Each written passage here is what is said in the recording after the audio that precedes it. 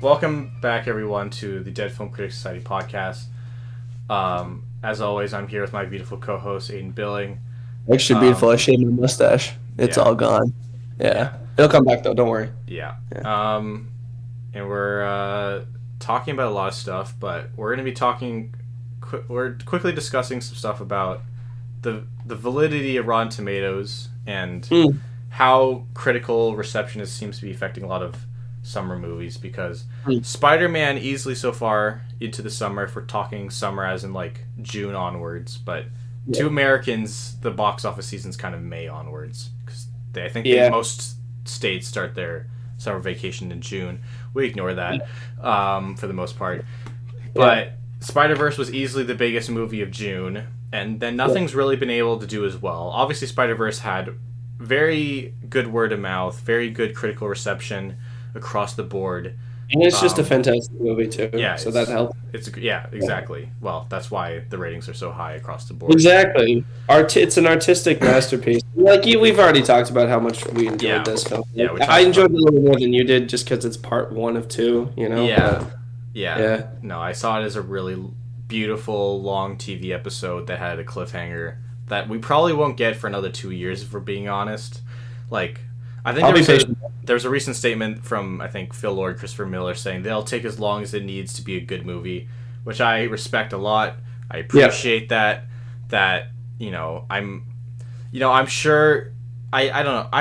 Sony is one company I haven't heard too much about their pockets hurting, but I'm obviously, it seems like every movie studio's pockets are hurting these days. So I'm hoping there's not too much, like, especially if it becomes that they have to delay it up to like 3 years from now, that there won't be anything that like stops them from doing that, because obviously if they're doing that, I think it's necessary, especially because they'll probably want to avoid the controversy, the smaller controversy that came up about a lot of artists being overworked, and which, I don't know, seems to be happening on every big movie these days. Like, if the CGI and the art looks good, then it was made by slave labor. If it looks bad, then they didn't take enough time.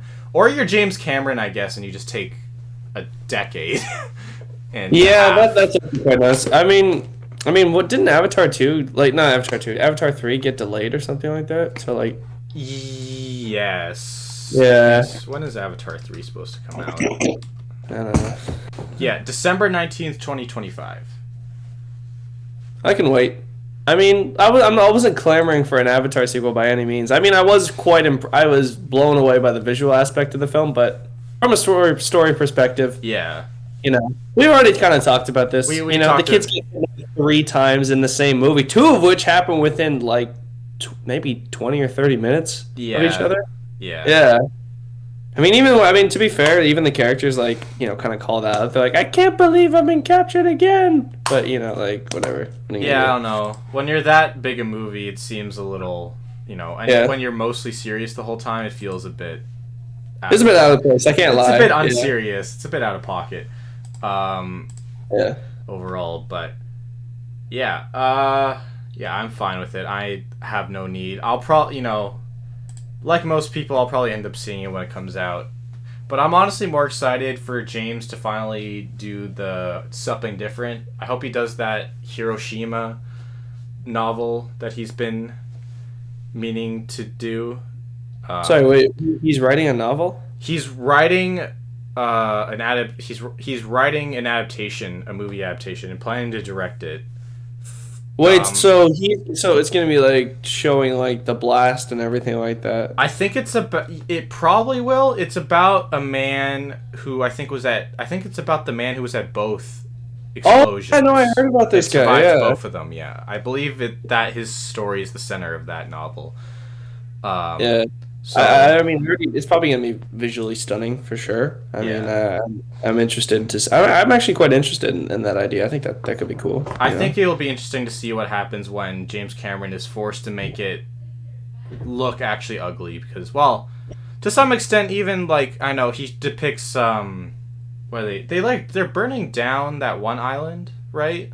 Were they burning that down when they, like, are hunting for they were like burning the villages on the way. Villages and stuff. Yeah, and then even when the human spacecrafts landed and they just burnt through entire sections of forest, it looked pretty bleak and disturbing.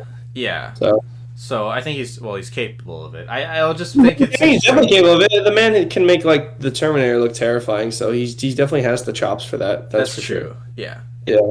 Well, and Yeah. obviously he's always had the visual effects people to work with that will help Oh him yeah, no, I mean he's achieve that.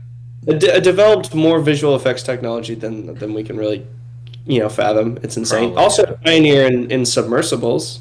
That's very random, but that Titanic crew really should have listened to him. By the way, I know it's kind of like a non sequitur, but like he is actually he's quite intelligent when it comes to submarines. So yeah. All right. You heard about the submarine thing, right? Yes. Yeah. Yeah. I did. Okay, good. Yeah, just making sure. Yeah. All right. Yeah. Anywho, do you want to talk about anything else before we get into news or Not really. Okay. But like, yeah. I mean, some of the disappointments have kind of been like Elemental, Indiana Jones, both of which premiered at Cannes to pretty middling reviews. They got better, the reviews, but it really seems to have damaged the film's reputations. But I also think to some extent, well, both movies also had like marketing problems. I don't think they were that strong. It also they don't really feel like movies that people want or need to see. Like Indiana Jones, especially after the fourth one, felt a bit contrived. The demand for this kind of movie didn't feel like it was like, at least among people I know for sure, didn't really feel like it was out there. Like when I talk to friends, people are excited to see the new Spider-Man movie.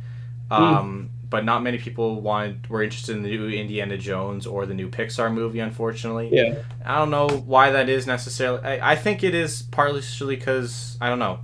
I think, for one, the Disney and Pixar brand are getting too mixed up nowadays to some extent. It's hard to distinguish for them. So even, like, some people might consider Coco, like, a Disney movie. It's not. It's a Pixar movie. But I feel like there's kind of that mindset sometimes. And that's probably one of the few movies that really did really well critically and with audiences in theaters. Like Soul did really well critically and it was great. I really liked it, but it wasn't released in theaters because of the pandemic. So. Exactly. So and that was another thing. Like Disney really seemed to have hurt Pixar's reputation by doing these multiple Disney Plus release dates, and makes it feel like at least a lot of more families will probably wait for this to come onto Disney Plus. And to be honest though, I feel like if Soul went to theaters and there wasn't a pandemic, I think it would have done pretty well. I mean, it definitely, like, I've heard a lot of people talking about it. I mean, you and I both enjoyed it quite a bit. The animation was stunning.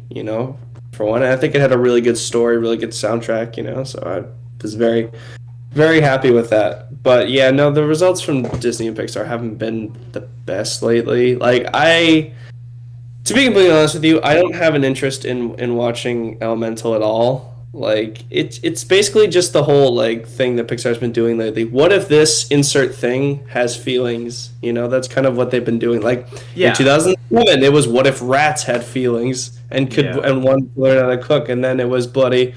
What if human souls, could have emotions before they get into their body, and then like what else was it? What if your feelings had feelings? Yeah. And then what if bloody what's it called? And then now it's like what if the elements of the world had feelings? Also, here's a bloody what's the analogy for an interracial relationship? And I'm like, okay, yeah, like I just feel like something like that. Maybe that would have worked a little bit better, maybe like a decade ago. But I feel like interracial relationships are pretty normalized now. I don't feel like that we need a movie telling like people that it's okay. I mean, like there is a very vocal minority that still doesn't believe it is okay, but like majority of society, and they're not gonna get it or probably watch this movie. No, of course not. They're not gonna give a shit. Like there's no changing people's minds who are like that. So like, I just don't see the point. Yeah, I don't know, man. It just plus the trailers were kind of bland. As well. Like.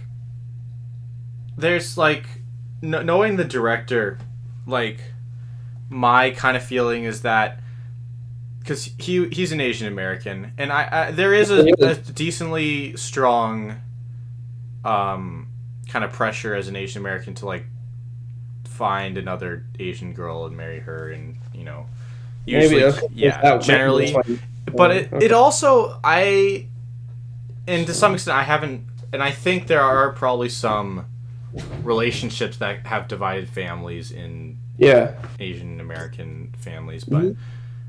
I yeah, I don't know if it was something, and I think that might have come partially from his own experience, Mm. if I Okay. remember correctly, and I think that's really cool. Yeah, but also it does feel like to some extent that this is the Pixar formula is getting worn down a bit. Um, Yeah. because yeah, like while they've made a lot of original movies, and they still do, I'd say they have always gone off of kind of that what if scenario. They legit have a like a formula. I'm trying to. There's a legit formula. They have like a sentence with like like under like placeholders. Yeah. For yeah, they have a storytelling formula. What is the three things must be present?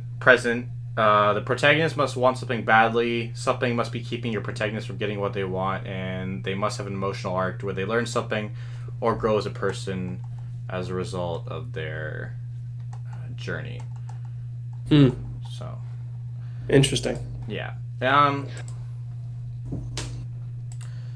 Yeah, and obviously they're gonna keep trying to do that, but I mean, yeah, they like you said, they kind of have still been going off of this what if scenarios, and they really, I think, will need to push how they do that. Like they're gonna have to probably develop something more clever with more layers than the more simple what if, like almost Yeah. humans, basically normal human stories, but if they were different creatures, or if they were humans who turned into different creatures, almost kind of thing.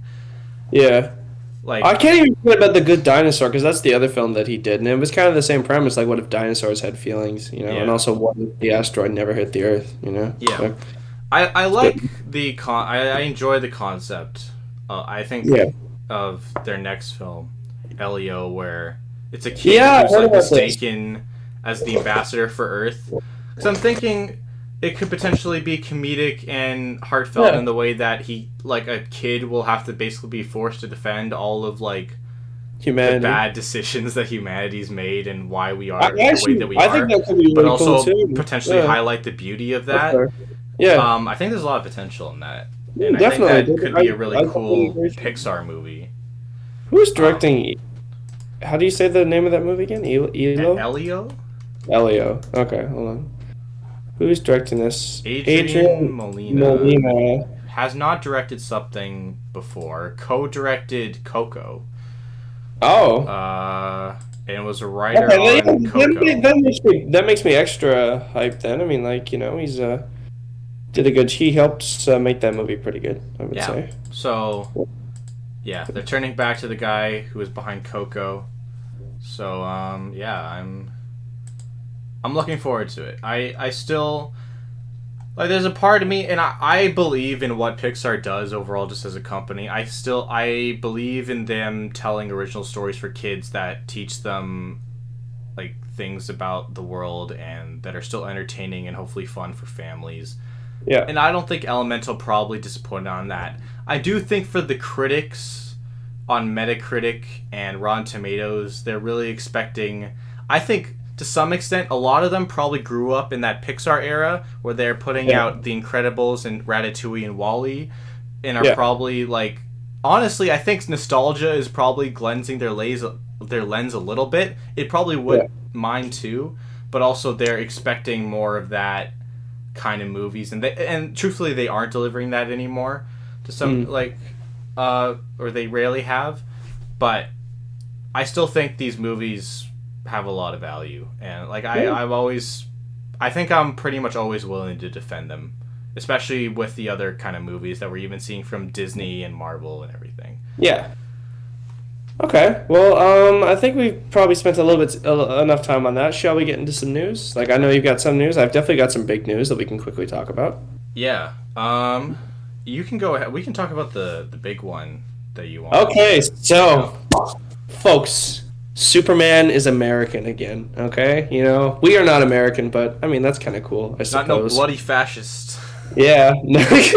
Yeah. So like here, I gotta remember how to pronounce his name. Where's the? Oh yeah. He has So a British sounding name though, which is kind of funny. he does honestly. Superman Legacy cast Clark Kent, Lois Lane. This is from Fandom, by the way. Thank you, Fandom. You guys make my life a lot easier.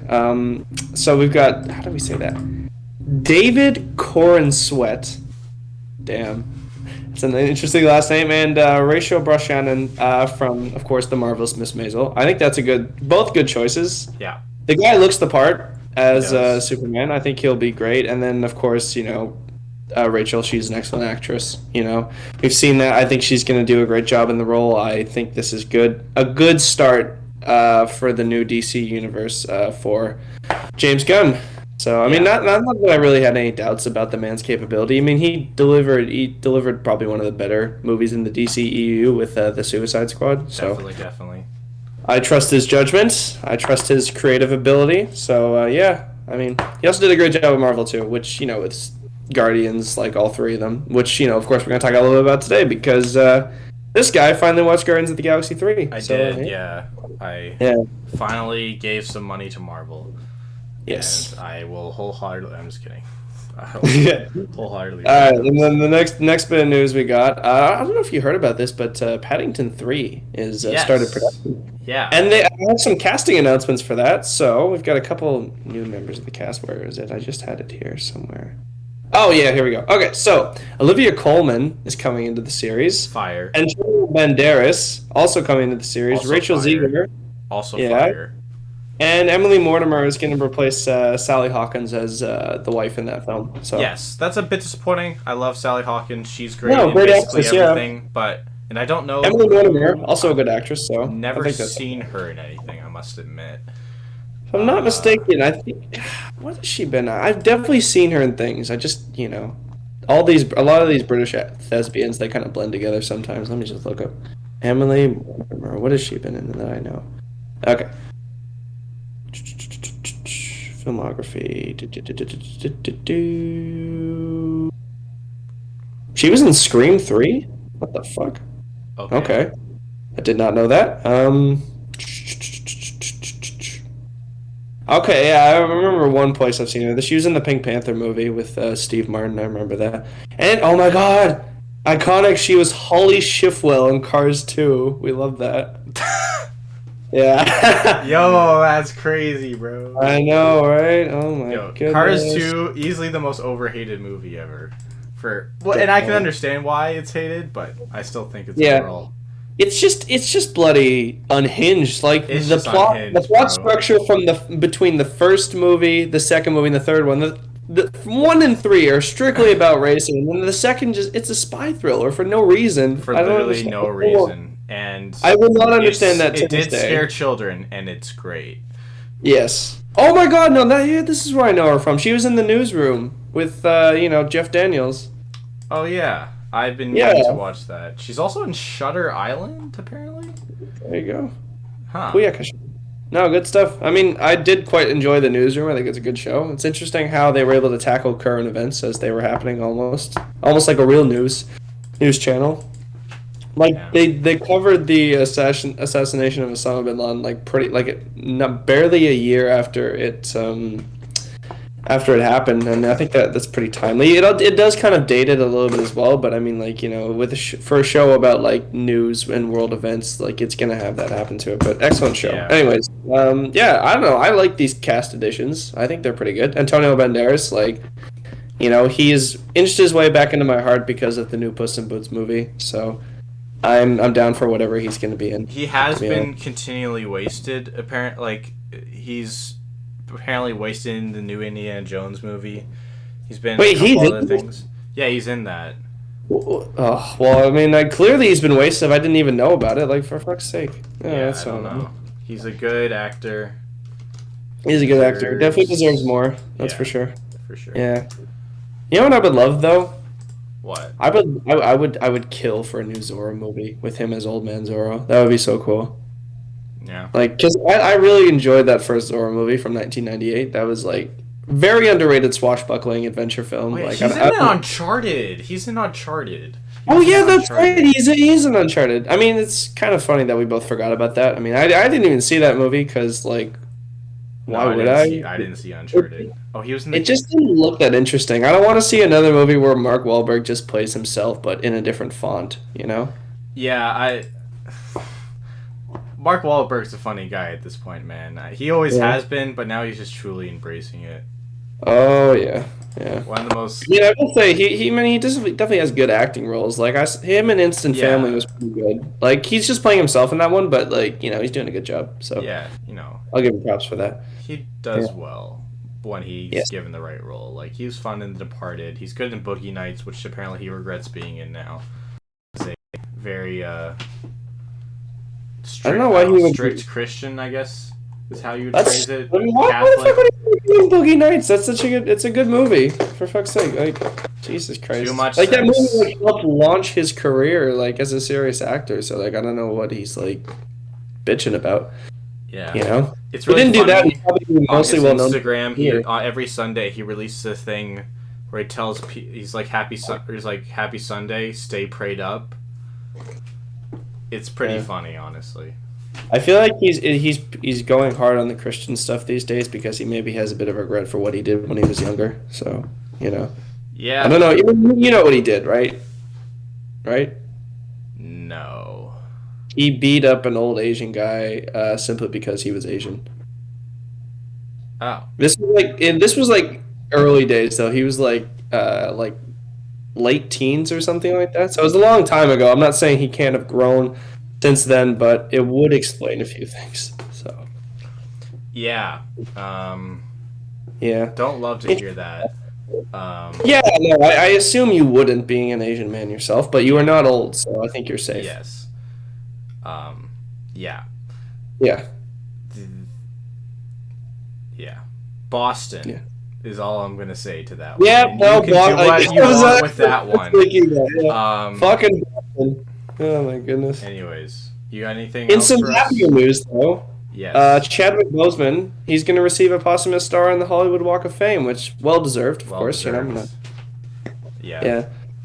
Now, if anyone deserves a star, it's that guy. Like And, he was taken from us too soon. We constantly talk about him. Like, man, I wish he was still around. Like, we need more actors and we need more celebrities who are like him. He's just a good all around dude. Yeah. Without him, Black Panther wouldn't be Black The Panther. cultural phenomenon it was. Yeah. Exactly. Yeah, it's too bad we didn't get to see more of him. Yeah. in that. But yes, what else we got here? Okay, so I'll talk about one more thing briefly. Keep it simple. So, did you see the new Dune 2 trailer? I did. Yes, we get a better look at Christopher Walken as the Emperor, which I think pretty good casting choice. You can't get many great actors like Christopher Walken, so I think he's Yeah. gonna be good. And then we saw more of bald Austin Butler, which was Yes. strange to say the Interesting, least. to say the least. Yeah. I mean, he looks pretty menacing, and I will say he is a very talented actor. He just looks weird because of what he did before. Like he was Yes. Elvis, and now he's basically like a reverse Milk Dud. Yeah. That's a good way to describe it. Yeah, I mean, like I don't know how else I can really describe it. He's got no hair on him at all, and Actually, you know what he kind of looks like? Like you remember that movie Prometheus with the engineers? He kind of reminds me a little bit of that, actually. Yeah. I guess so. Yeah. But I mean, like it looks pretty good. I think I'm very hyped for the new Dune movie. I think we can both agree it's probably going to be pretty solid. He does look a lot like the Prometheus engineers, like a lot. Yeah. See, I know what I'm talking about, man. Yeah. I mean, Yeah. the CGI definitely doesn't look all finished. Oh, of course not. Yeah. We're how many? Like- It comes out November, right? Yeah. So they Yeah, have so- time. I'm not panicking over it. It Oh, is a little worrying that it looks very like the stadium looks very CGI'd in. Of And course. Yeah. I don't know what Stellan Skarsgård's doing. That I don't know why they include that one line where he's like, "Show me who you are," kind of thing. That seems very cliched. A lot of the stuff looks epic. I think Yeah. the stuff with the Emperor on his planet, those Yeah. shots looked gorgeous. And I'm almost thinking maybe Denis should just direct a movie on a planet with grass again. I don't know. Yeah. No, yeah. I agree. It's at least it's a nice mix up, like a mixture to balance out the amount of sand and spice that a lot of desert Oh that's going yeah. to be in the movie. So No, definitely. that I'm was gonna nice to be. see. But yeah, Yeah. cinematography obviously I think will look great. Oh, of course. Yeah, There's no doubt about that. Yeah. Like. no, like I think people are overhyping it at this point. Some of them were like, "This is going to be the greatest looking movie ever," and I'm like, I don't know. maybe like, There's been some really good looking movies out there. I mean, to be fair, the first Dune looked phenomenal. You yes, know, it I did. mean, that's what you get when you pair Denis Villeneuve with Roger Deakins, Yeah, right? and So, everyone's saying it looks better. I think it's definitely going for it, which I yeah. appreciate, but I do think some of them might not be hitting the mark, honestly. Well, I mean, we'll see. The only time will tell. Like, it is still quite early for some of the visual effects, so like, Yeah. I'm going to give it the benefit of the doubt because I trust the men Oh behind yeah, it. and again, yeah, I'm not saying it's gonna look bad or anything. No, of course not. I'm not suggesting that, of course. Yeah. But All I right. do Well, think it may not yeah. always fit what I think looks good. There's a lot of Yeah. orange, Well, that is kind of like it is a which desert yeah, planet, it is and a it is makes desert sense. with a very hot sun, so that makes sense. I also do appreciate that he's taking the liberties of Yeah. using shallow focus, but Mm. not just to hide the fact that there's not like a world behind the Mm. characters.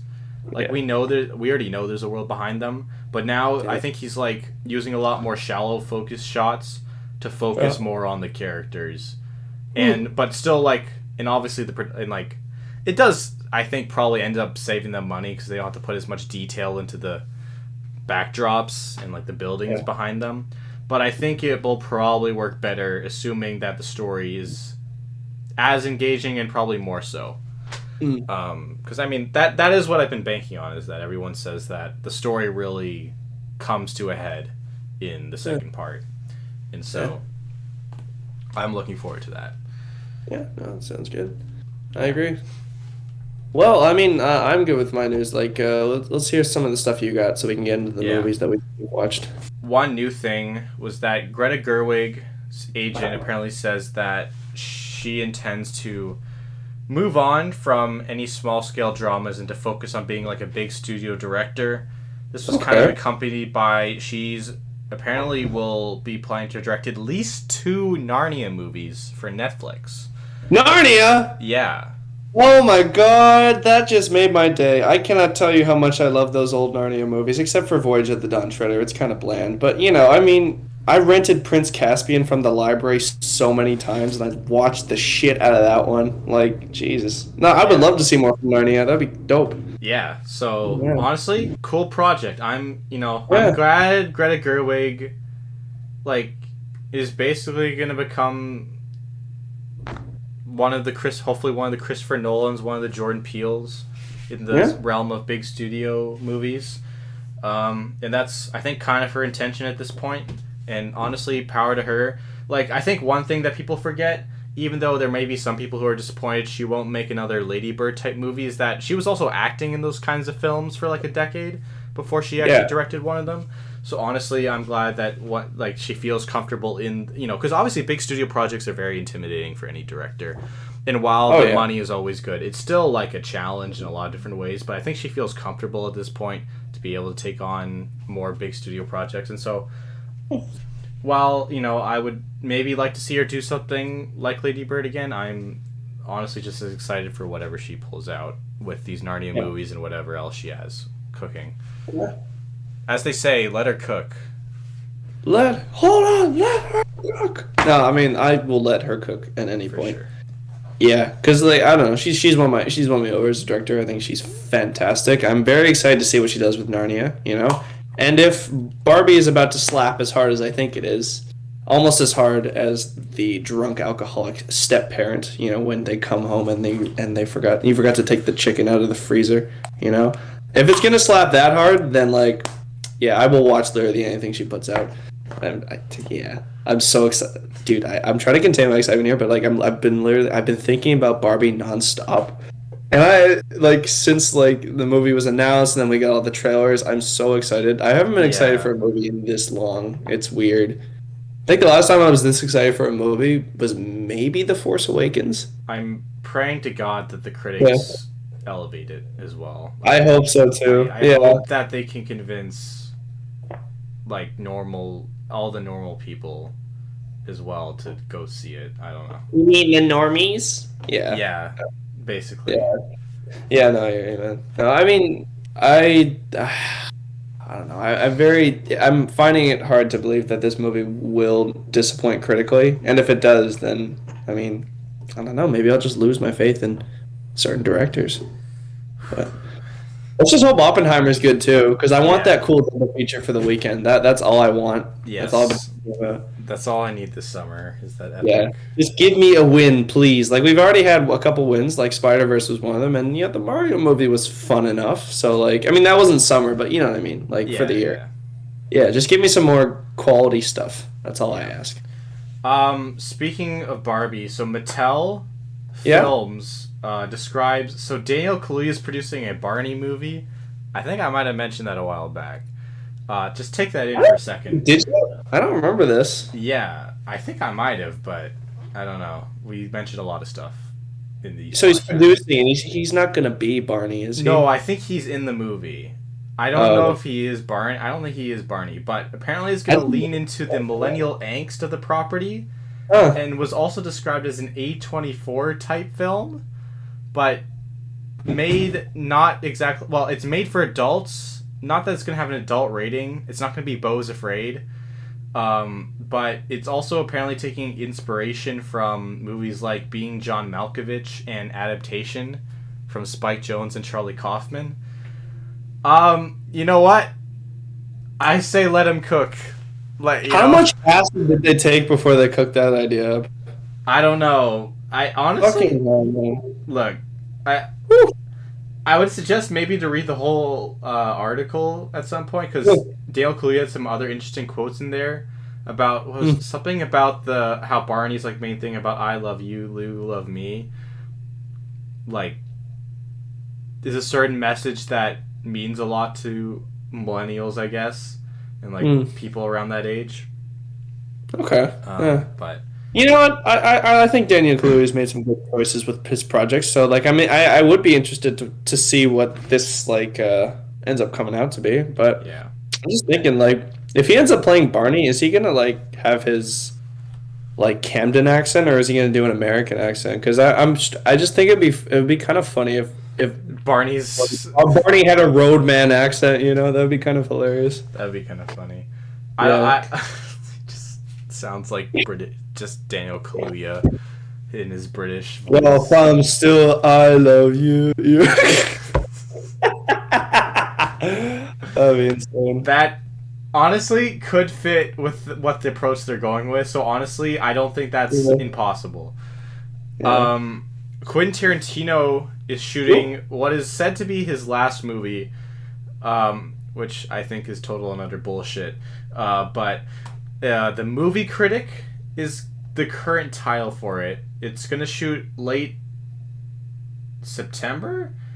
One thing about this film is that it's actually getting made because Tarantino is not part of the Writers Guild, so he's not. He's not. So they can go ahead and make this because he wrote the whole thing. Any writing changes will be on him. Obviously, I don't know if you knew, but SAG is also going towards a strike potentially. I heard about this. No, I think that's really good. You know, because I think people aren't going to start to take notice. Like the studios, they're not going to care until like the actors won't work. Yeah, which is unfortunate, but I think it's the best way for the Writers Guild strike to end and for them to get compensated better. You know, like good on the actors for standing up for the writers because I mean I think they realized they couldn't do it without them. Like most of the time they just say the dialogue and add their own spin on the character from what they can decipher, from what's written. So it's very important that these actors have good dialogue to. And obviously they get these characters from the writers, and they did extend their contract to July 12th to continue negotiations up to that point. But so July 12th is when they may start striking. So obviously, if that happens, basically any American movie, also I'd say North American movie to some extent, there'll probably be a lot fewer Canadian productions because a lot of Canadian actors are still also SAG members. Yeah, that is true. Even the smaller ones. So, dude, even the ones that are, it's definitely our time to shine. We got to make some shit. For real. That's true. Yeah, I don't know. I'm assuming, yeah, steal Telefilm's budget. Yeah. You know, Maybe when that happens, bloody Shelby Oaks from Chris Stuckman will be the #1 movie in America or something. yo, that's true. He actually has a big window to come in here and just. Yeah, that would be Yeah. dope. Wait, when is that coming out? By the way, do you know? I don't know when he has it planning to come out. Because like I really want to go see that. Like yeah, I love Chris Stuckman. I think his content is great. I mean, it's the reason he's the reason why I started like reviewing movies. You know, like I got bored during the pandemic. I started watching his stuff and I was like, fuck it, I'm gonna try that. So I think he said they're trying to prepare it for festival release in the fall. okay. I believe. Mm-hmm. Yeah. So I'm assuming it may get. I mean, considering the kind of film it is, it might be October. I don't know if it has a distributor yet. That's Okay. one thing, because obviously this was made a lot by his personal, like, GoFundMe and everything. Yeah. So I have no idea if he's gonna actually like. And honestly, any distributor who does get it, I'm assuming would probably want to approach not releasing it in the middle of a crowded October, and would maybe wait for next year. Because obviously this seems like a October Halloween kind of movie, but Yeah. there obviously will still be a lot of studio projects surrounding that time. So I don't know, it'll be interesting to see how big it can get. Especially obviously if people do just like can agree it's a great movie, that'll obviously help it a lot. So yeah, I don't know. We'll see. We And shall I don't see. know. To some extent, I think there will be a good amount of critics who maybe go easy on it because like he's one of us. Let's not go too hard on the guy. But I could also see them giving him more middling reviews, obviously, because Yeah. 'Cause it first is time his- director, first time movie, gotta give him some slack, Yeah. No, but yeah, I'm very excited for that. Do you have any other news you want to quickly discuss, or?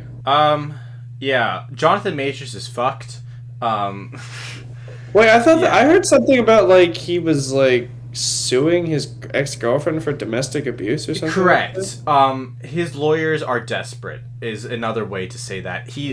Their lawyers, I feel like, are trying to whip out every single like celebrity defense that has ever been done in these kind of situations. I'm pretty sure, like at the start, it seemed that they were playing the OJ race card, which isn't entirely unwarranted. It seems like Jonathan Majors will get put in prison. Meanwhile, people like Ezra Miller and Armie Hammer are walking the streets free. That's a whole other discussion. They're very different situations. They just are different situations. It's hard I feel to like compare them. Ezra Miller is more of a menace than Billy Jonathan Majors, to be honest with you. Like, Probably. I mean, yeah. again, Like, I'm not saying like, the two things that both of those people have done is very different, but still, Yeah. like, and you it know. seems the evidence is a lot more solid on Majors overall, and New York's DAs, district attorneys, are going a lot harder on him overall because they obviously they have clear witnesses and people who are willing to testify against him. They also whipped out the defense that a lot of his alleged violent behavior on the magazine Dream set, a movie that he was in that premiered at Sundance, was part of method acting. So there's that. So basically, I see. Well, this is slightly a new one, but the countersuing seems like they're trying to turn this into a Johnny Depp Amber Heard situation. It's a lot different because no one knows who the girlfriend is really, or who the girl is in this situation. So it's obviously not the same. No, of course not. Don't know if that will be able to go through if he does go to prison, if he's convicted. Yeah, I don't know. Very complicated situation that probably no one knows all the details except for the lawyers. Obviously, only Majors and everyone involved knows what actually happened. But he's clearly either acted in a way that clearly violated people's comfort zone, and also clearly people he was close with made them very uncomfortable and made them feel unsafe. Yep. And it does seem he legitimately probably has a temper tantrum because he's been reported as a guy who is very classy in a lot of situations but can also flip with a switch. So honestly, to some extent, he was maybe someone who should have had anger management counseling sessions and just didn't for some reason. Um, or who knows? Maybe he did, and it just didn't take enough. Again, no one really knows except him and everyone who's more intimately involved.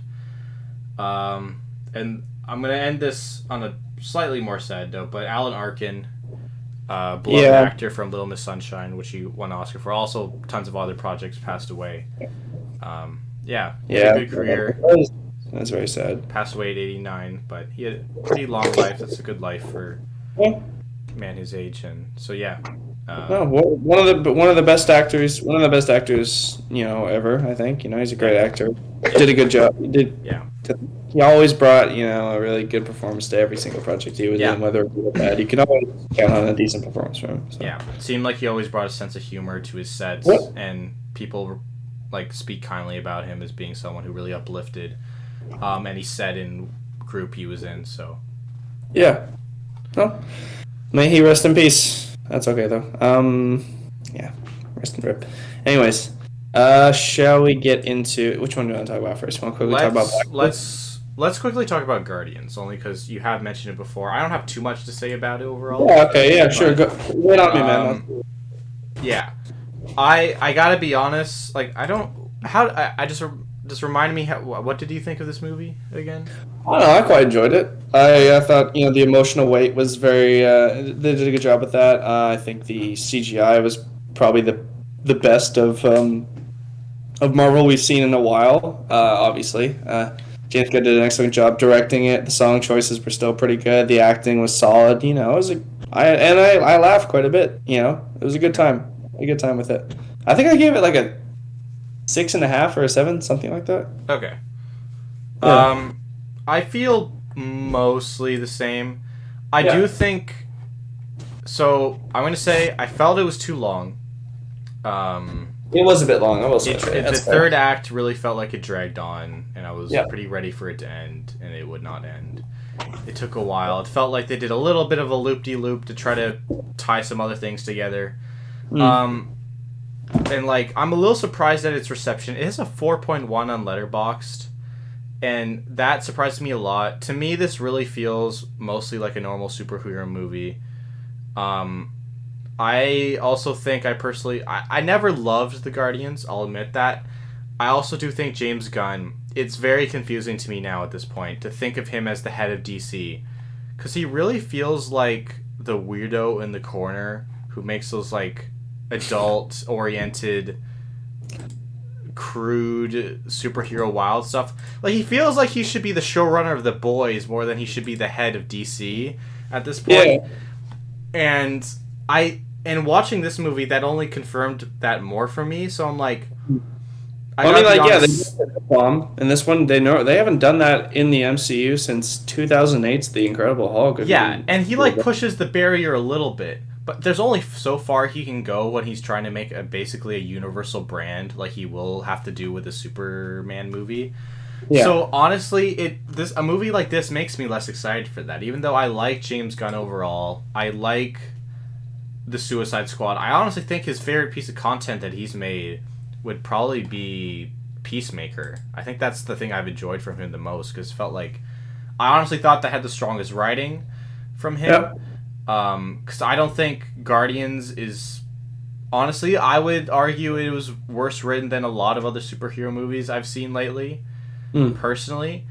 And yeah, the emotional moments are there. They feel somewhat earned, but at least it's not out of nowhere. It's not like they just fucking kill Groot or some shit. There's a lot more low-grade stuff they could have done here for a final movie, but it also feels like this is just another Marvel movie. They're just continuing to push that these characters will be around. It literally confirms at the end that, Star-Lord will be back. And so, they do that whole fake-out death, and it's very unsatisfying in that way, because I swear, it's something I've seen so many times that I kind of had to roll my eyes at it, a little bit.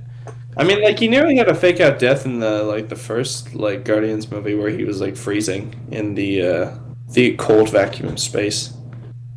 I honestly don't remember that. Well, it's Um, like he gave his suit to Gamora to protect her or something, and like I mean he was right. saved at the last minute again, but like still. Yeah. And to that extent, it doesn't feel that much like a self-aware joke or trope. It just feels like it's trying to make the audience feel like, oh, he might die, and especially because it's like kind of the last movie, and then he just doesn't, because Yeah, Marvel apparently still has more plans with him. Like, and then I'm very mixed on Rocket stuff. Like, it's cool that they explore his backstory. yeah, Um, it's charming for sure. It's effective at that. I honestly, at least for a movie like this, that shouldn't be hard for someone of James Gunn's like caliber. But like when you shoot an otter, like I cried, right? But if you shoot an otter, and an otter, like a cute otter, and I love otters, they're probably my favorite animal. Like, what do you want me to do? Like, literally, what else do you expect me to do? Do you just expect me to be like, okay, we know like, something, Daniel. For fuck's sake, Jesus. yeah, exactly. Like, yeah, exactly. Yeah. Well, I'm literally like, I'm not a sociopath. I'm gonna feel something. I also don't think that, like, usually I give bonus points to a movie that is able to make me emotional because I think more and more movies haven't been able to do that just because I feel like how many I've seen. Like, a character Yeah. dies, it feels a little less special because I've seen a million characters die almost, right? A little bit. But, and this does that, but again, it feels not entirely earned. To me at least. Yeah. I don't know. I also don't think it's that funny. I only laughed like once, and that was at a joke no one else laughed at. You know when the villain like steps on the stool to be taller than Elizabeth Debicki as the gold person? Yeah. Yeah. Like that was funny cuz Yeah, that's like pretty he's good. clearly such a inferior. Has such a god complex, but he's also because he's so like inferior to people, even people he's literally created, that he needs that like stool. That was funny. Everything else to me really wasn't. Is the high Um, evolutionary secretly Tom Cruise then? Basically, yeah, And he steps in. almost. That is, yeah, that is To almost be what fair we're gonna. though, Elizabeth Debicki is gargantuan for a woman. She's 6 feet tall. She's massive. You No, I think know. she's like 6'4", bro. I don't think she's She, 6'4". I'm pretty sure she's. Oh, let me check no, it out. I'm sure of it. Hold on. Elizabeth Debicki. Because six she's a three. model, so She's it's six just. three. She's 6'3", dude. Hold on. What? Let me just. No way. She's 6'3". Okay, sorry. Hold on. I just need to look at it with my own eyes. Not that I don't believe you, but here, hold on. Debicki. No, I don't want the Wikipedia page. For fuck's sake, stop it. Oh my god. Just give me the information. Heights. Sorry. Come on. Yeah, holy shit, okay. It's a tall lady. Christ. Um, yeah. Hey, if you're watching this, you Elizabeth Debicki, you trying to make some D1 children? You know, I'm a decent height myself. Let's go. All I'm right. here. Come get me. I'm Man, also a this dual guy. citizen. I'm also Australian. Let's do it. Come on. Oh, Help me yeah. out here. All right. He's really shooting a shot right now, ladies and gentlemen. W All right, is. Brady Ah, folk. ha, All right. And I mean, my ha. last comment is that they kind of made Will Poulter boring to me, which I think should be considered a crime. Except for that Yeah, one moment, he was Adam weird. Warlock is Yeah. mostly boring to me. The first image of him is kind of funny with the music, and I like that song. Everything else, kind of boring. Again, kind of unearned that he's like, oh, he gets a redemption arc because, Groot's like, you get a second chance, and then he saves Star-Lord, and now he's part of the Guardians again, which, again, just feels like more setup. Yeah. Um, I don't know. I mean, maybe he'll get more of an arc, like in whatever next project he's in. And I'm okay. I'm interested to see. I think he has room to grow as a character. yeah. So So, and despite all my complaints, I wasn't like, I didn't hate this movie. I enjoyed it. I was entertained through most of it. I like Rocket.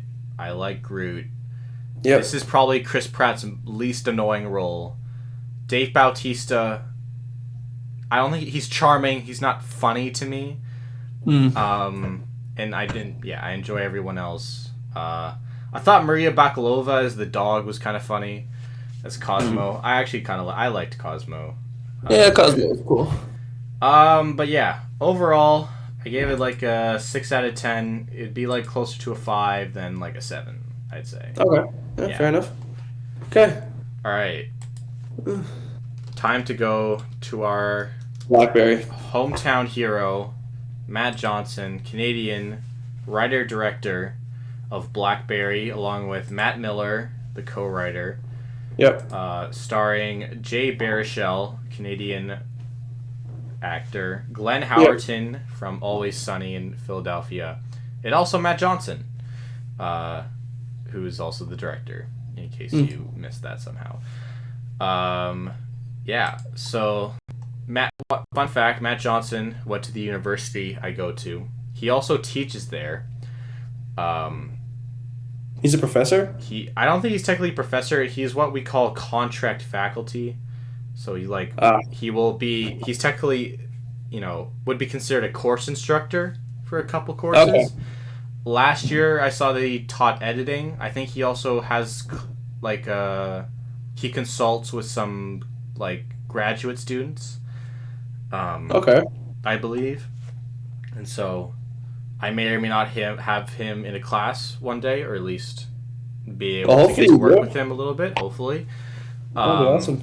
I did a podcast with someone who he produced, Ethan Ng, who was the writer-director of Therapy Dogs, which was made at Kothra. I don't know if you remember that they're about being a movie that was shot entirely at Kothra. I actually didn't hear about this, no. Yeah, but yeah, it was made in 2019. And yeah, it was a very interesting movie. I enjoyed it a lot. It was very specific, which I enjoyed. And Ethan Ng is now he did a co-op with Matt Johnson and Matthew Miller's production company, and they helped support him to make this movie. And yeah, so that's really cool. So I was gonna be seeing this movie no matter what. I got to see a press screener, and then me and my brother also went to his Q&A, and it was pretty impressive. Matt's really built up a pretty big it's big as in for a niche filmmaker in Canada. There was a lot of people there very interested in meeting him and talking with him. He's also been a guy who's been very open, just talking with whoever. They literally had to escort him out of the Cineplex so that we would leave. All the people who were waiting to try to talk with him and take pictures with him. Which is funny, because he just basically tried to keep the Q&A going forever at the screening that I was at. So yeah, very cool guy. I'll be at his movies no matter what. Hopefully I'll have a class with him. And I hope he continues to do more work with Ethan Ng, and I hope to continue to be involved with that. And hopefully see this so that you can get some extra marks next year, or whatever you get a class with him. So. Yeah, who knows? But yeah, Blackberry is about the invention of the Blackberry, the little cell phone that your parents probably had, maybe. But it's about the three guys who were kind of in charge of making it, but mainly Jay Baruchel as Mike Lazaridis, who is kind of the actual inventor, the tech guy, if you will, and then also the businessman Jim Balsillie, who was a Harvard grad, very much all about business, and they joined forces to make the Blackberry a hit. But even as it was starting to rise, it faces obstacles known as Steve Jobs and the iPhone, and a lot of other company problems and things that kind of lead to its downfall a little bit. Well, it does lead to its downfall, which is I guess somewhat of a spoiler. But I think everyone should know, not many people are using a BlackBerry anymore. In fact, they don't make cell phones anymore.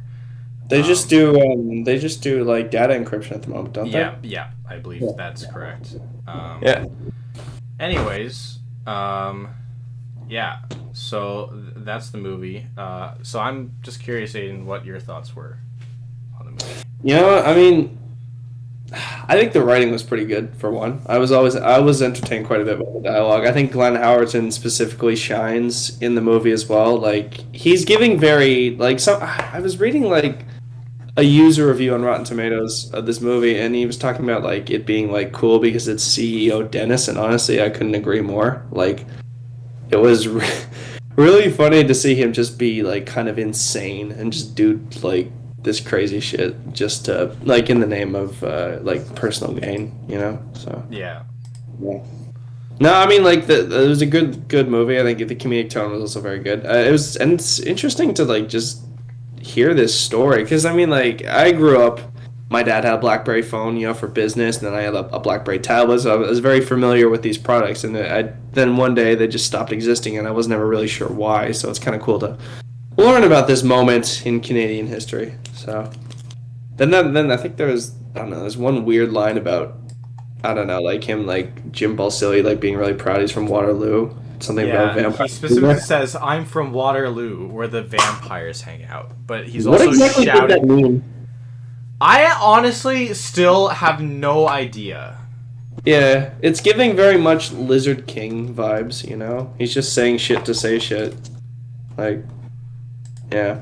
I don't know. Because he was pissed that he lost the chance to move the Pittsburgh Penguins to Hamilton. Because, like, first of all, that's a dumb idea. Because Yeah. it's very close to Toronto. Why would you want to do that? Second of all, why would you, like make a joke about that to somebody you hate just so they could rat on you? I think that's also pretty stupid. So, yeah. Very fun. So apparently the quote came from a Canadian on the street interview, which became a bit of a viral video. It's titled "Man Goes Crazy Rips Off Shirt During Street Interview," where he says, "I'm going back to Waterloo where the vampires hang out." I don't know what they're asking him about. Wait, It's a very obscure Canadian reference. very Okay. much, but it's a fun. It is certainly a memorable and funny line, regardless. No, it definitely is. Yeah, that was probably one of the defining lines of the movie. Funny enough, so yeah, I don't know.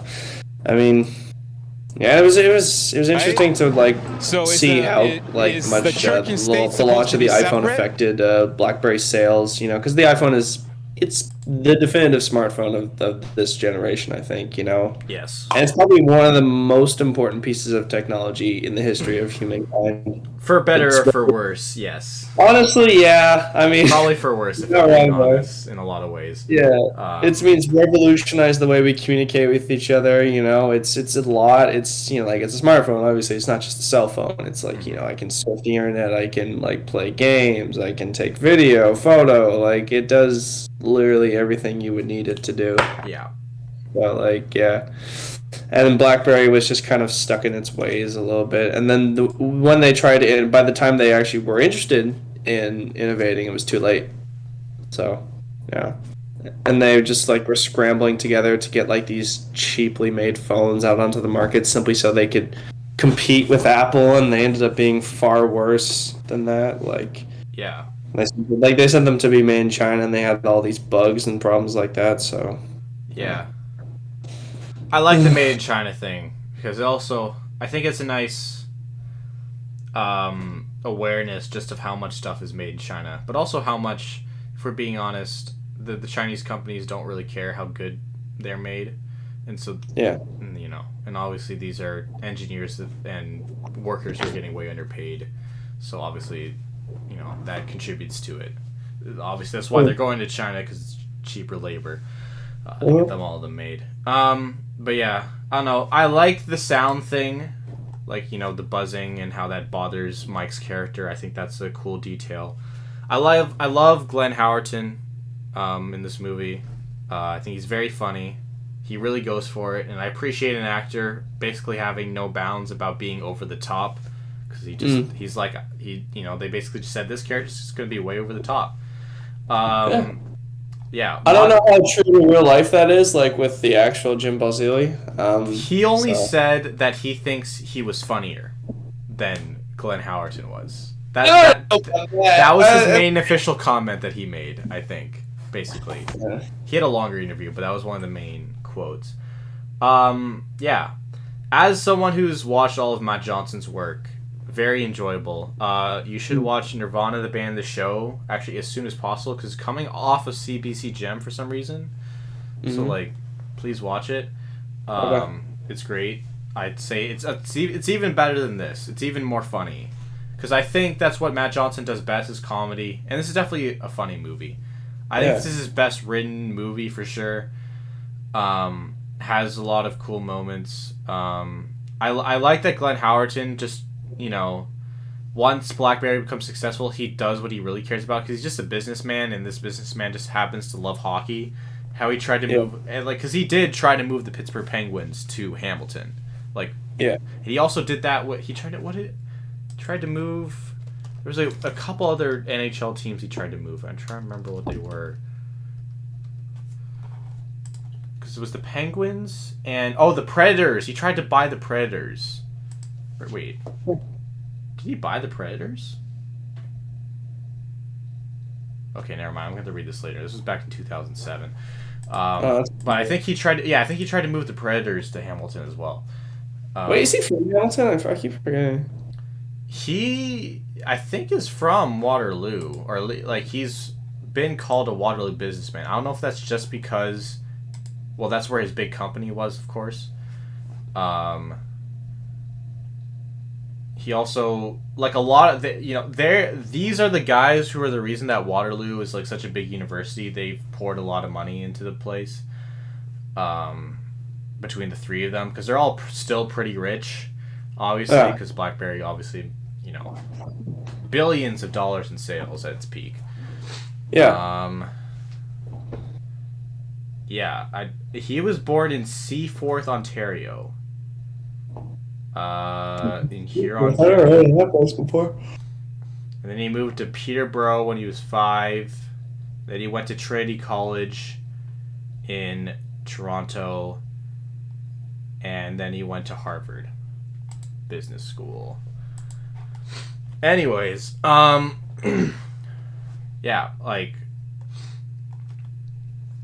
thing is, Matt Johnson's movies have always kind of been about, the relationships between men and how those, can kind of crumble. And in that way, it obviously ends up being kind of a ode to The Social Network. The score is also somewhat reminiscent of it. It was made by his friend, his name Jay McCarroll, and apparently he made the entire score out of the internet dial-up sounds, for modem internet, which is really cool. I don't know. It's a great movie. I will watch it basically anytime. I appreciate the look overall. It was definitely more refined than his other movies.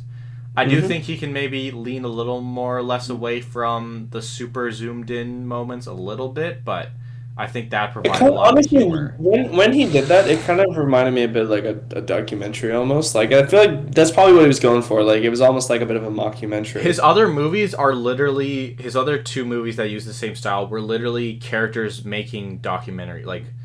The other one was literally them documenting them faking the moon landing. That's his movie before that called Operation Avalanche. He very much acknowledges his camera that they're making something on the fly in his other stuff. He plays into that idea a lot. Yeah. So very much purposely looks like a documentary.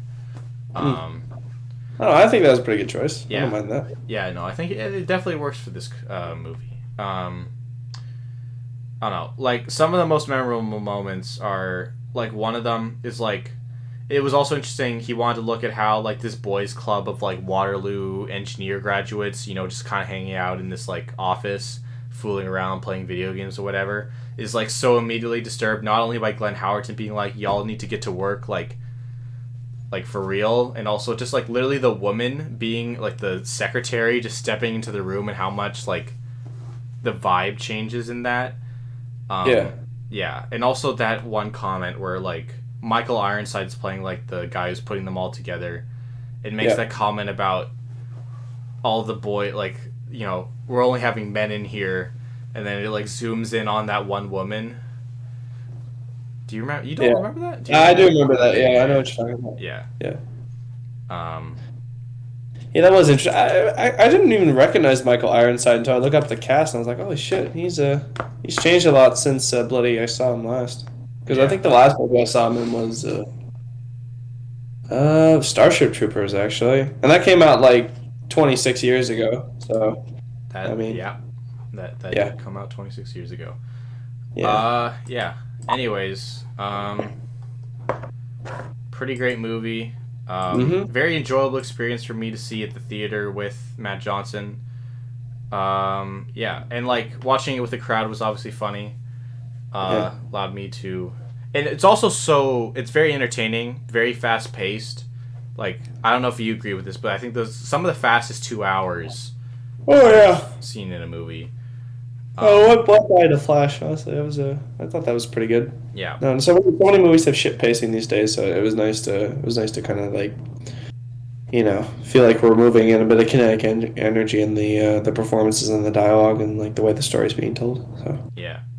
yeah. Yeah. Another funny thing I'll just point out about my screening is because a lot of them were there for Matt Johnson and like his movie references. It felt like whenever he did a reference, everyone was just laughing. I didn't find those moments particularly funny in general. Like I Not like me him. either. It's referencing, but it's always so funny. It is, yeah. But it was just funny. Like they were literally laughing at almost everything he did, which was just a little annoying, honestly.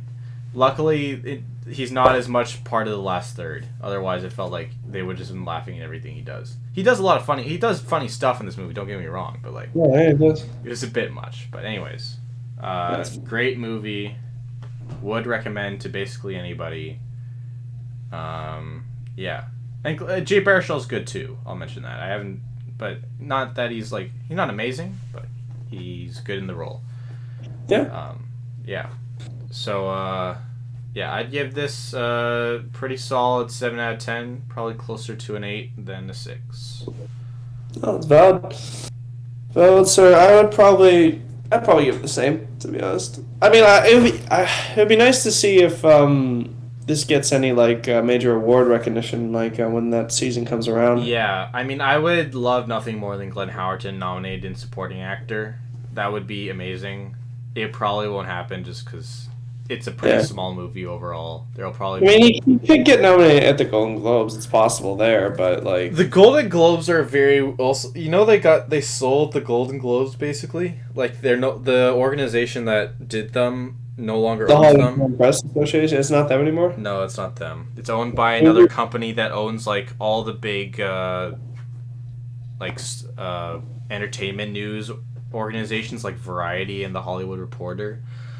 Interesting. So I don't know how the membership works anymore. It'll be interesting to see how that works. But yeah, I guess it's definitely possible for him to sneak into maybe actor in a comedy potentially if they. Thing is, again, I don't know how much campaigning they can do because it's a pretty the distributor hasn't really gotten a lot of stuff in the past. So I have no idea if they're going to be able to do that with this film. But I would hope it would be fun. I would like to see it. Yeah. All right. So I think that is about it for this episode. I just quickly mention Extraction 2. Like, we won't spend too much time on it, don't worry. Sure. I don't have too much to say about it. I mean, so if you guys have seen the first Extraction movie, it's very much in the same realm as that. It's basically just a 2-hour exhibition of what peak stunt coordination can look like. And I'm fine with that. It very much knows what it is. In fact, I think there's one really good sequence. It feels like it's close to 20 minutes of just. It's edited to make it seem like it's all one continuous cut. It's pretty impressive, I think. So. Yeah. If you want to see some good stunt choreography and great action sequences, I'd say go check this out. It definitely has that to offer. The second half of the movie is a little bit weaker than the first, but. I'd still say go watch it. We need to make sure Netflix gives us more stuff in the vein of this instead of the Hype House show. I don't want to see any more trash like that on my screen. Also, I don't want more Ginny and Georgia either. I tried hate watching the show. I couldn't even do that. It's just, please just More stuff like this, and never have I ever. That's all I ask for. Anyways, let's move Yeah. on. Yeah. Quick Metacritic breakdown. Yeah, you're probably Not, still beating. I may it'll if I didn't have the idol, I could say for sure I would be winning. Yeah. I do have the idol though, sitting at a. Actually, can we quickly talk a little about The Idol? Have you seen clips from that show? It's unhinged.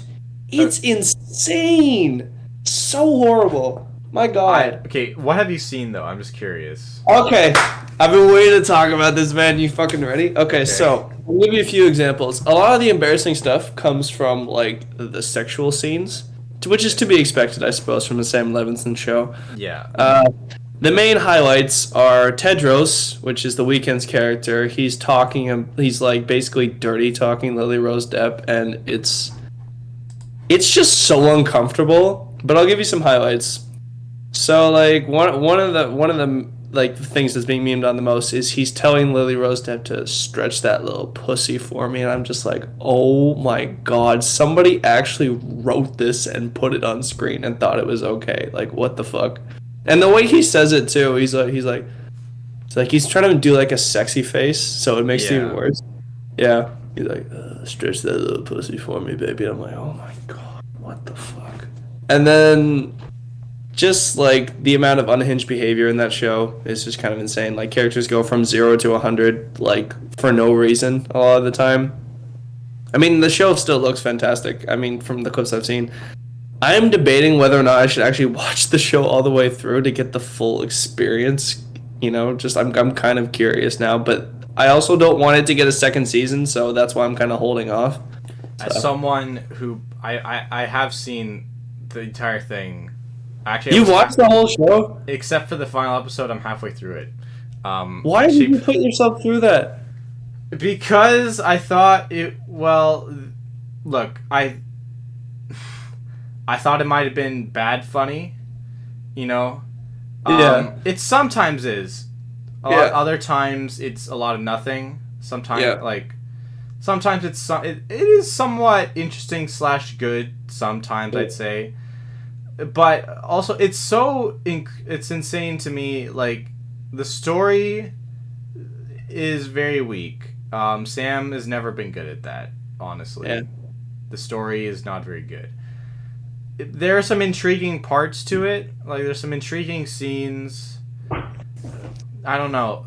Sometimes, based on what I know with production, like, they filmed a lot of it at the Weeknd's house after they scrapped the first, I actually did hear about this, yeah.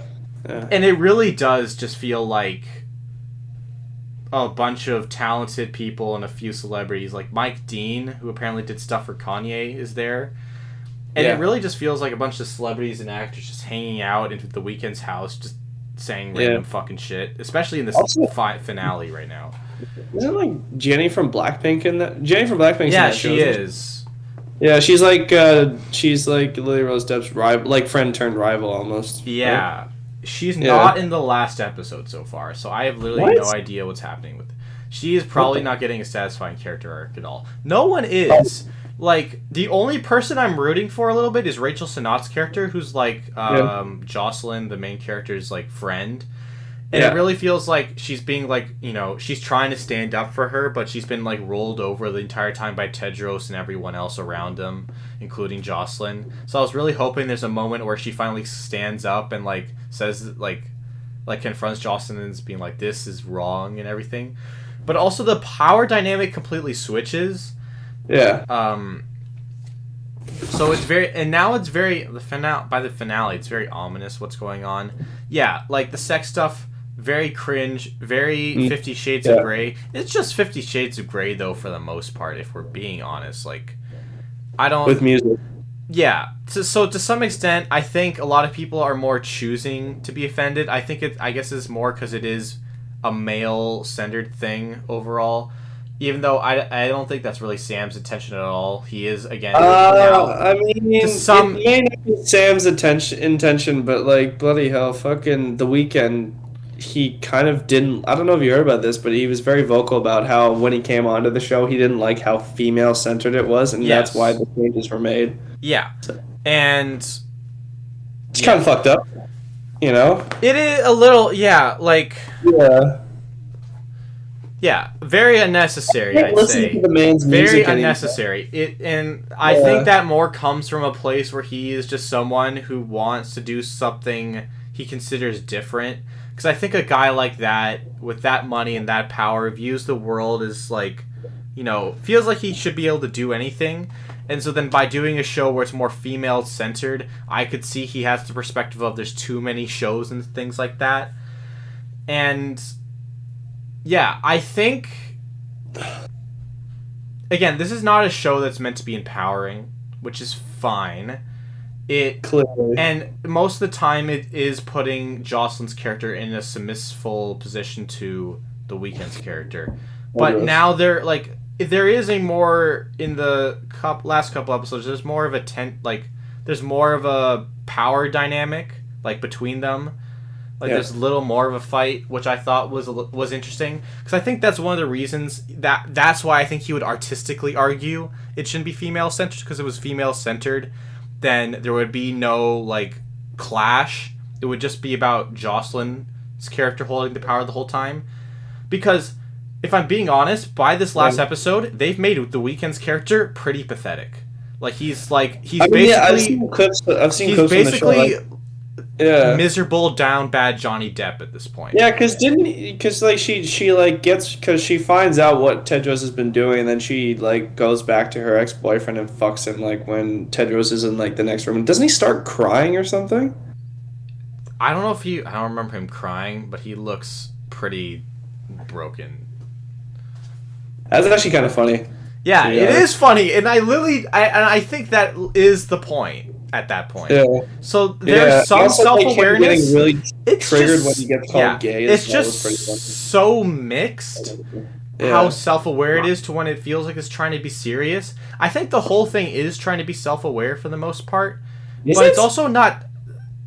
For the most part, I think there's some scenes. I just never get that vibe. Every single clip I see, it just doesn't give off that vibe. I think in context and knowing Sam Levinson, knowing his work, I don't think he's this ignorant and wanting to delve this much into that kind of stuff. I think to some extent he does. There's some moments where it definitely feels like he's going out of the way, but I feel even in this day and age, it's I think they have to acknowledge it's almost impossible for someone to legitimately make a show that's literally just their, especially in America, that's literally just their fetish. Tarantino does it to some extent where he'll throw in feet every now and then. I think Sam does it every now and then with different random heterosex stuff. But and The Weeknd might contribute to that as well. But overall, I think they are making fun of those people. I think this show is a little more self-aware than most people are giving credit for. Not to say it's necessarily good for. It's not going to change anyone's life in a positive way. But as long as you're telling me it's still not good, then no. Then I would say not to bother with it because just as a show, while it's well made, it's just not that good. If I'm being honest. I don't know. It does not deserve as much attention as it's getting. Yeah. And honestly, people shouldn't be hate watching it for real. I pirate it so it doesn't add to the numbers, And if it just dies right now, I think that would be better for basically everyone involved at this point, because I think even Sam and The Weeknd have to acknowledge that if they were trying to make it self-aware at all, if they were trying to comment on this kind of relationship in Los Angeles and all that in the show business and music business, then they did not do a very good job, at least for their audience, which at this point for a Sam Levinson show and a show with The Weeknd is a large universal audience, and this is clearly not going to do well with that. So basically not worth it. Could have just stayed with the show he was originally making, but something in his ego felt like he needed to make a more contentious power dynamic. Telling you, man, Nepo babies, they're not all good. You know? Some of them are really, You're talking about really... Sam? Huh? You're talking about Sam? Yeah, Sam's a Nepo baby. Oh yeah, I know. I was Yeah. just saying, I don't think most of this is his fault, to some extent. Like, his directing's fine. His dialogue is god-awful, don't get me wrong about that. A lot of his dialogue is god-awful. It's horrible. This was a problem in Euphoria. This was a problem a long time ago. Yeah. He's never... But he tries to write these lines that feel like they should have some snap or some, you know, some power. They do not. That's always been a problem, but, like, that's just him. And so for, like, him doing this show, this is just... Yeah, this is a normal Sam Levinson product, I guess. I don't know what to say. Understandable. For the most Okay. part, really. Alright, fair enough. Well, I mean, yeah. Shall we look at some of our other Metacritic choices then? See how they're doing. Let me just make sure the Idol's still at a... I don't think it's changed. I doubt it's changed. I don't think... Most TV shows after the first, like, couple... Yeah, 27. And it will stay at a 27. So The Bear Season 2 came out. In America, though, it's only on Disney Plus in July, which is very annoying. I've been trying to wait until it comes on for real, because, you know, I could technically always pirate it, but I'm going to try to wait. But Season 2 did very well. It had a 92. So that's good for me, because I have that. Yeah. Then we also have I Think You Should Leave with Tim Robinson, which had an 82.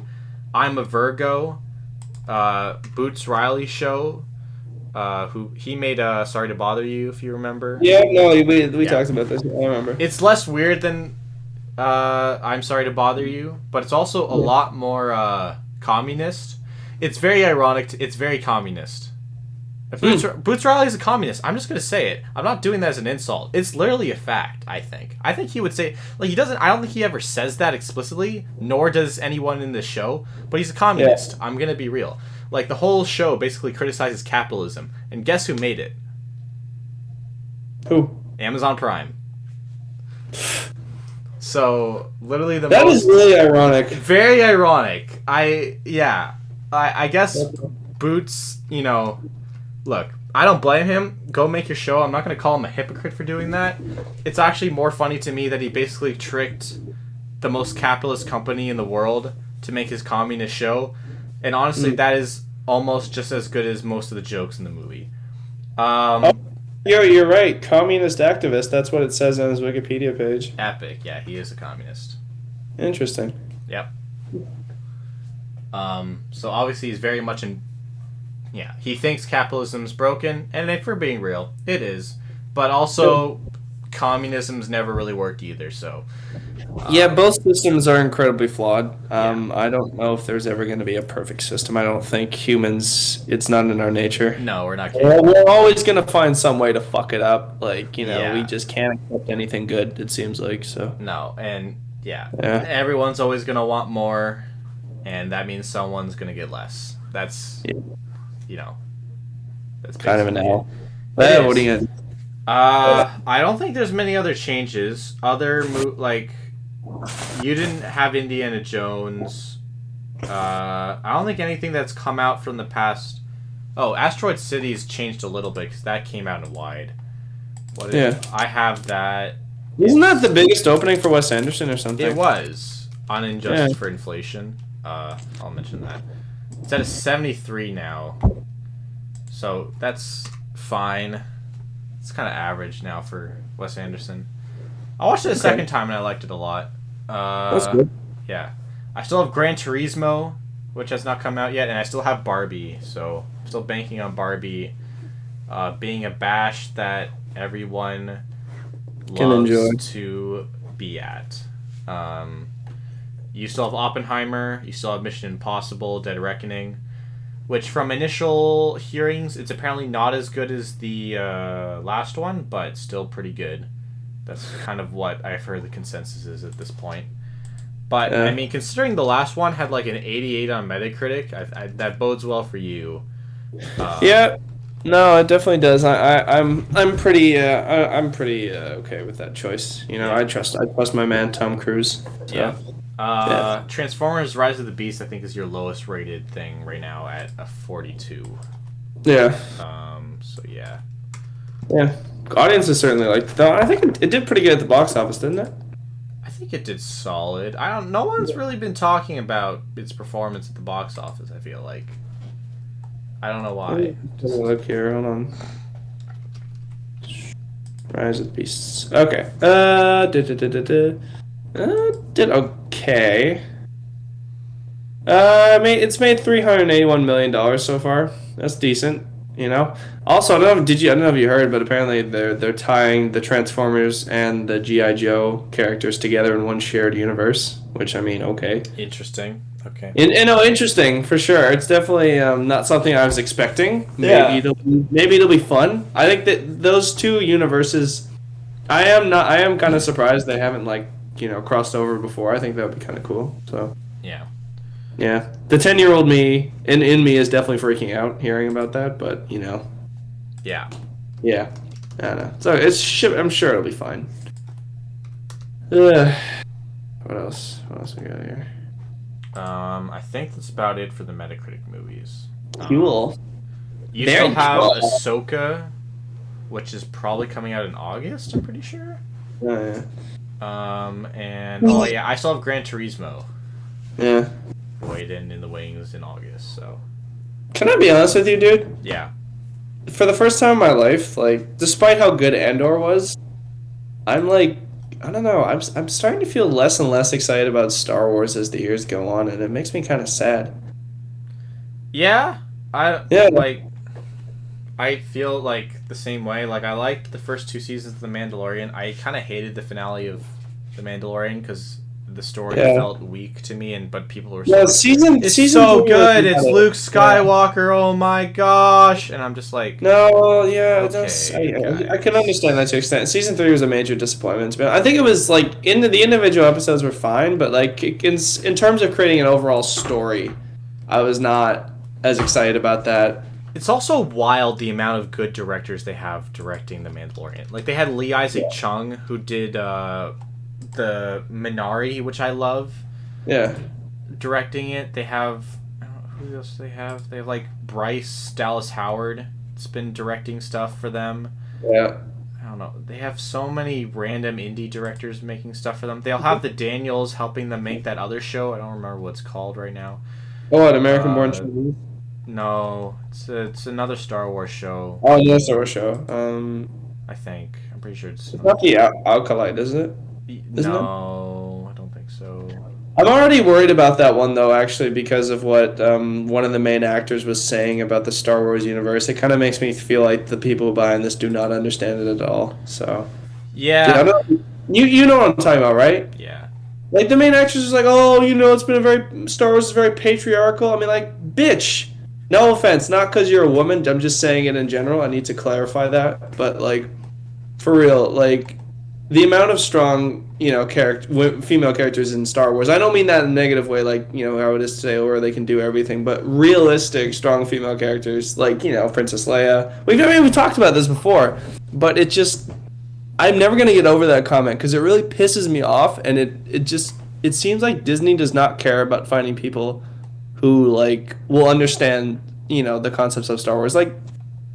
Fucking Freddie Prinze Jr. understands the concepts of Star Wars better than anyone I've heard. I mean, I don't know if you've heard him in podcasts and stuff, but when they, you know him as fucking Kanan Jarrus, right, on from Rebels, but he's a very big Star Wars fan. He understands the lore quite well, and that's because he actually pays attention to all these projects, and I think that was why he worked so well in that show. But I feel like they need to maybe cast people who actually like Star Wars, and then instead of people who just want to shake things up for the sake of it, I don't think that's really a smart move. But I don't know what you think about that.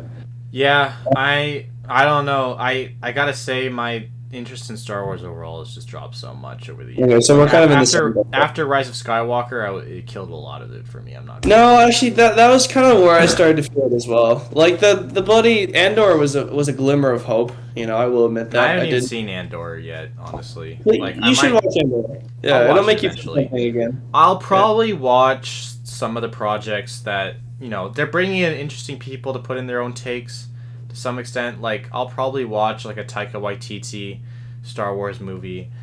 I don't know if I'll watch Ahsoka. Maybe I don't. Well, I will because I like Ahsoka as a character. So. I do like Ahsoka as a character for sure. I mean, I think they nailed the live action casting. To be honest, fans were saying they wanted that like Rosario Dawson as Ahsoka for ages, and Disney actually went and did it. And Rosario Dawson also likes Star Wars too, so that definitely helps. So she's going to care about. Shockingly, listening to the fans sometimes works, but exactly. also other times it doesn't. If we're being honest, other times that is true. Makes studios do stupid stuff. Especially when they listen to, actually maybe not fans, but they listen to the internet. That's when things go real bad. It can go real bad. No, I mean the internet has led to a few dumb decisions in Hollywood. That's for sure. Especially with the Rise of Skywalker, like they just corrected everything the Last Jedi did. Well, I said corrected. Yeah. Really try to undo it. Try to hit the Control Z on that. Yeah, boy. Yeah. And coming from somebody who is half gay, I will call that a gay decision. I think it's very stupid. It's a very gay thing to do. Like, don't be such a shill that you like cave to the internet. Yeah. Like, Jesus Christ, it's fucking nuts. It never works really. Yeah, except Sonic. That's the best way I can describe it. Like, I don't know what other adjective would be more appropriate except for that. Like, I don't like to call things that, especially because it kind of demeans, people like me. But still, I will call it that. It's fucking gay. It's gay. It's very gay. But the one time though, like when Paramount listened to the internet about the Sonic design, that was good. That was smart. That was good. Yeah. Yeah, but also, I mean, to some extent, they shouldn't have been so stupid as to give him to make him design like that in the first place. I don't know who they put in charge of that. It's kind of like that's like to me. That's why you're like, there's a certain standard blockbuster films need to hit. At least it seems like that, of having something look good, like kind of like it could be in our world. It's obviously not, but it kind of feels like it should be. Yeah, and they were like way below that, so everyone was kind of like, please, like, make something that's not cancer, and they did that. Yeah, I compared to like when Morbius, they tried to re-release Morbius, like something like that, where it's just why would you remind me of that? Fucking hell. It's like, oh, it's a meme, so people will want to watch it again. Like the thing they didn't understand is that people not funny. The meme is funny. The movie is not funny. Understand the difference. Like they didn't understand that the reason why people were memeing on it is because nobody went to go see it.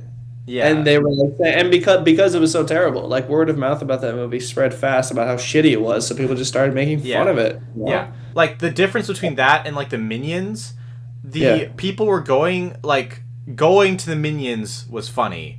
Going to Morbius is not funny. Making memes on the internet and staying at home was kind of funny. Yeah. So and they just did not understand the difference at all. And it's a bit embarrassing, but it happens. But I mean, like, to be honest with you, I'm not entirely surprised that happened, because I feel like a lot of studio executives, how do I say this? They're very out of touch with this generation. They are out of touch. And so, to some extent, I think, like, I'm honestly somewhat in favor for when they do this, when they just listen to the people, because it usually makes them spend money, usually in somewhat dumb ways, but somewhat productive ways. But I also think, like, I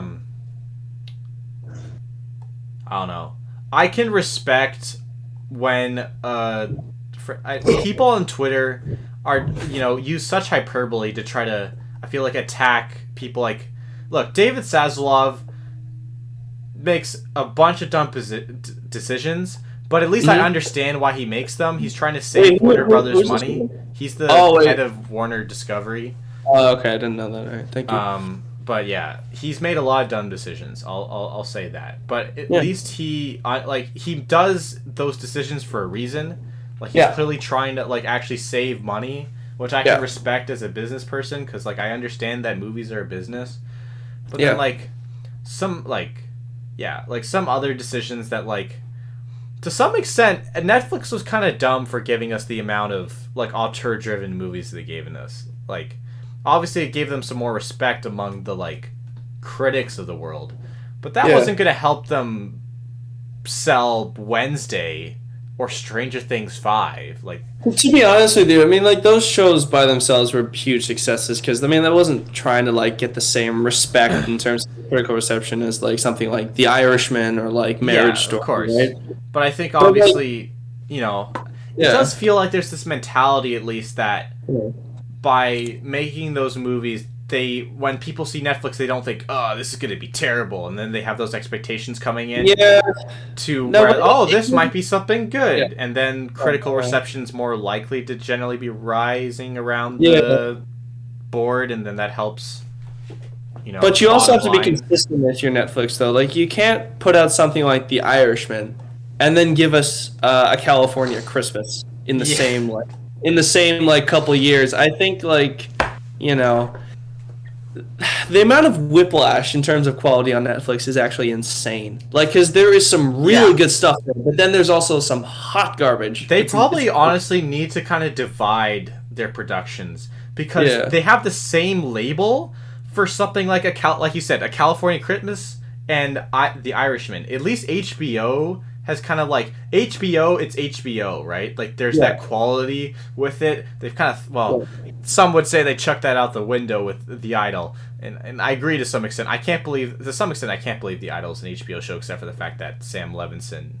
has Euphoria.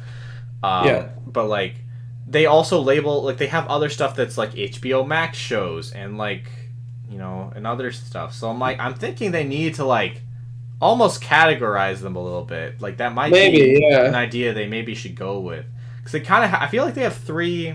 They got three areas. They got the stuff they want to be really good critically, the stuff that's really popular, and the stuff that might be kind of popular but is also pretty shit. Yeah, it's Um, like the fringe stuff. I know what you mean. Yeah, because yeah, occasionally you'll have like the shows that are like similar quality, but they actually end up being really good. I think Never Have I Ever is a really good example of that. Like yeah, on like how it's shot and how it's presented, it's a very standard Netflix show type of vibe. yeah. But the difference is it's actually good, right? Yeah, people So who like wrote that yeah. cared They about did. it. They gave a shit. Yeah, They and actually gave a shit. it sucks to say this because I do not like Mindy Kaling as a creator, but she kind of went off here. She did a good job. Yeah. Mindy Kaling always goes off. I would say that. Not to say it's Yeah. always great. I think Velma was a great prank on literally everyone on the internet, though. I don't think she thought that was going to be good at all. I think she was There's trolling no everybody. way. I mean, like I don't know. Like even if I just don't know why she would spring that upon us like that. It's gonna be hard to forgive her for Because Velma. somehow she convinced freaking HBO Max to give her a Scooby Doo show. So she Yeah. just fucked around with it, and it's pretty funny to me, honestly. Fucking It was funny how mad people. I do find it mostly funny when people are so mad over things that don't affect like real people, right? Like yeah. really, and that's why I think it's funny that people get mad at the Idol. Well, to Yeah. some extent, there's probably like I do feel bad for the Amy Smet, the director, and I don't know if she was credited as a writer or co-creator, but she was the one who was primarily making the first version with The Weeknd, and that's the one he scrapped. I feel bad for her. I feel bad for the crew members who basically got fired in favor of Sam Levinson's machine. But like on the set of the actual Idol, I do believe there was nothing wrong with it. It's all No. consensual. I'm pretty sure, obviously it's an HBO. I believe maybe this is ignorant, but I have a certain amount of faith that they did all the proper things and made sure it went well. So I have no problems with that. Too many people were equating all the stuff that The Weeknd was doing as like not, that he was like literally doing it. Like I think some people were literally convinced it's like a documentary. And like to some extent, think obviously there. what's Yeah. in the show can reflect upon their desires potentially. Yeah. But then But again, I you don't have no think that idea. he's a cult leader, Like, I Yeah. mean, I can understand that. I can understand that that's not him. I will say though, I have had a hard time listening to his music since I have seen him in this show, and I don't know why. Because I mean, I understand it's just a character he's playing, but still, it's just I don't know. It's just really Yeah. it's really difficult for me at the moment. And I can just, respect people Yeah. who have trouble separating the art from the artist. But for people Yeah. who's actually like getting mad over the fact that it exists even, It's It not worth getting just that feels over. very It's yeah. really It's not. not. It's really not. It's not. Yeah.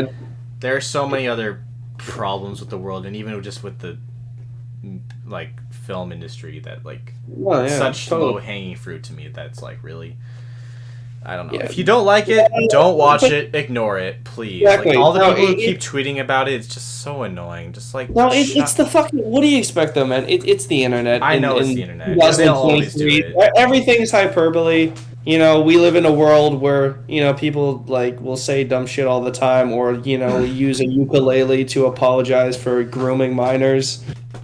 Shout out Miranda Sings. Oh my I mean, gosh. I had to mention that at least once because that's baffling. Like, that's probably one of the It's craziest the things ever. most childish legal like playing semantics by my lawyer said I couldn't say it, so I'm gonna sing it. Yeah, That's the most childish thing I've ever heard in my life. yeah. No, honestly, like, yeah, like it's bizarre. I don't know. I don't even know how to describe it. Like, I was shocked when I watched it. I mean, I didn't even know she was Miranda Sings until like I did a little bit more research. Like, I was like, who the hell's Colleen Ballinger? And then I was like, oh, her. But yeah. I mean, I didn't watch her videos when I was younger, but a lot of people I knew grew up like watching her content, so it was interesting to like hear all this stuff about her. So yeah. Anyways, we definitely got a bit off topic at the end there. Yeah. I don't really have anything else to say. Mitch, do you think we should just end it? Yeah. Other than Yeah. I'll just mention Mindy Kaling didn't actually write or direct any episodes of Velma. Fun fact. Of what? Of Velma. But she's the creator. No, she isn't. She isn't. No, she's not. Really?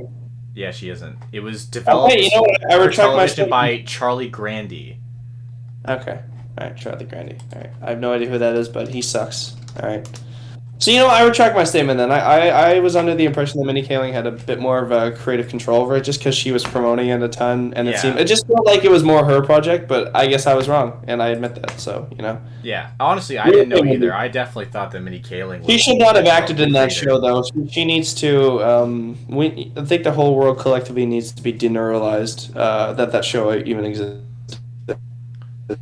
So, Yeah, I think that would be nice. he did work with Mindy on the Mindy Project, her show, and then also Four Weddings and a Funeral. He was an executive producer of, which was another show that Mindy created.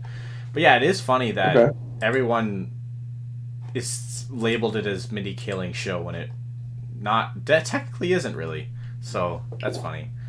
Yeah. So my theory actually is completely thrown out the window. So yeah, they were.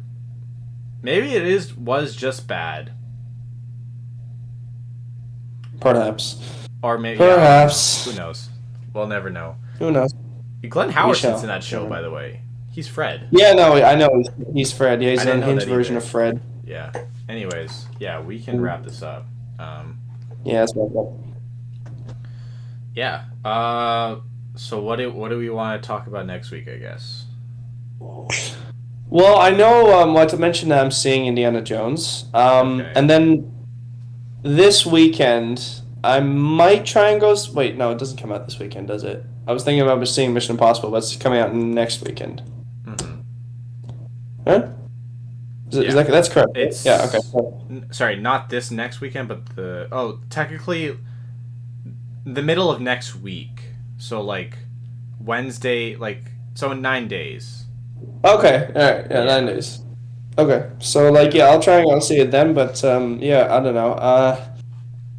I'll talk about Indiana Jones. Maybe we could find something for you to watch so that you can mention it. Yeah, I mean, I was gonna watch Joyride, which is coming out this Friday. Oh, actually, that would be really cool to see too. Is it any good? Have the reviews been good so far? The reviews have been pretty good. It has an 81 on Metacritic and 100% on Rotten Tomatoes so far. So. Are you serious? Yeah, it's doing pretty well. Well, hey, I mean, I do like good projects where representation is done right. I mean, I don't know if we've talked about this, but I'm a huge Crazy Rich Asians fan. I love that fucking movie. I will watch it any day. Somebody suggests it, so I would love to check out this. And I love Stephanie Hsu, so Yeah. I'll definitely make sure I check this one out. Yeah. All right. Well, we'll try to talk about Joyride, and who knows, I might end up at least learning more about the Indiana Jones movie. Yeah. maybe see it. Probably not, but who knows? No, it's okay. Look, even if you don't see it, I'll give you a full breakdown. Don't worry, I got you. Good. All right. Yeah. Well, this has been the Dead Film Critic Society podcast. We really appreciate you guys watching up to this point, and we'll see you guys next time. See you guys.